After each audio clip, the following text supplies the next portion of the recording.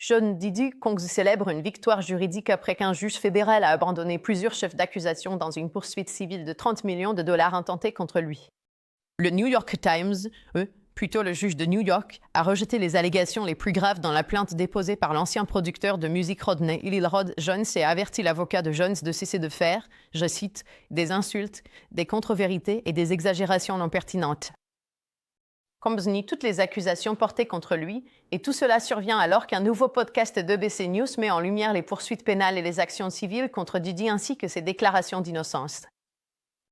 Bad Rap, l'affaire contre Diddy vous est présentée par l'animateur et contributeur juridique d'ABC News, Brian Bickmere, et j'ai parlé avec Brian hier pour qu'il nous en dise plus à ce sujet. Regardez. Félicitations pour le nouveau podcast. Je sais que nos téléspectateurs sont ravis parce que vous êtes un visage familier ici. Merci. Alors, je voudrais commencer par là, parce que tu es ici presque chaque semaine, voire plus souvent, avec moi pour parler des grandes affaires dans l'actualité. Qu'est-ce qui t'a poussé à te concentrer sur celle-ci? Qu'est-ce qu'il y a dans l'affaire de Diddy qui t'a donné envie d'aller plus loin?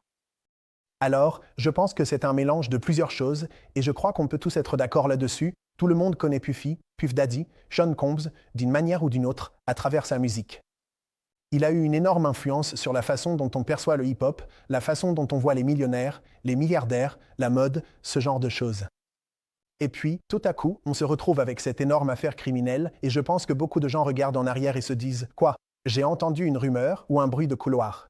Est-ce que c'est lié ou pas ?» Et je pense qu'à la fois en tant qu'avocat et en tant que personne née dans les années 80, tout cela m'a vraiment fasciné et je suis vraiment reconnaissant envers EBC et toutes les personnes impliquées parce que quand j'ai eu cette idée un peu folle de dire « Et si on faisait un podcast ?» les gens ont répondu « Tu sais quoi? Oui, voyons ce que ça donne. » À quel point est-ce important que ce juge fédéral ait tout juste abandonné plusieurs chefs d'accusation dans la plainte civile de Lil Rod? Donc, je comprends que ce soit un gros titre et c'est effectivement important si l'on considère uniquement la plainte civile. Et je pense que la plainte de Rodney Jones a eu un impact énorme dans la mesure où elle a conduit aux perquisitions dans les maisons de Sean Combs, parce que dans cette plainte, il disait « Voilà où se trouvent les vidéos. Voilà ce qu'il en fait, et toutes ces allégations, ce qui a probablement mené à cette inculpation fédérale. Mais la raison pour laquelle ces chefs d'accusation ont été rejetés, c'est à cause des conclusions écrites, donc la façon dont l'avocat, a formulé les accusations avec le RICO, par exemple, cette accusation la plus grave, et n'a pas réussi à relier, une entreprise criminelle présumée au préjudice que Rodney Jones affirme avoir subi. Maintenant, est-ce que cela veut dire que Sean Combs avait une entreprise relevant du RICO? Peut-être, peut-être pas. Cela veut juste dire que dans la plainte civile, ce n'est pas réplicable. Donc, pour son inculpation fédérale, cette affaire pénale est toujours en cours et c'est probablement un problème plus important pour Sean Combs. Cette histoire a déjà reçu beaucoup de couverture médiatique et il ne fait aucun doute que cela va continuer. Alors, qu'est-ce qui rend Bad Rap différent? Je pense que ce qui est vraiment formidable avec EBC Radio, et 20/20, c'est que nous avons tellement de vidéos et d'audio de Sean Combs accumulés au fil des années. Il a toujours été sous les projecteurs, dans l'œil du public, et la possibilité de parcourir les archives, de parler à des experts qui ont assisté à certaines des fameuses soirées blanches, qui ont écouté sa musique, qui, ont suivi tout cela depuis le début, et puis d'y ajouter ma propre perspective, en tant que personne qui connaît réellement la loi, qui a travaillé dans le district sud de New York où il est poursuivi, permet d'aborder l'affaire sous tous ses angles. Et en tant que quelqu'un qui connaît la musique et la culture de différentes manières, on peut en parler sous tous ses aspects, jusqu'à l'approche du procès.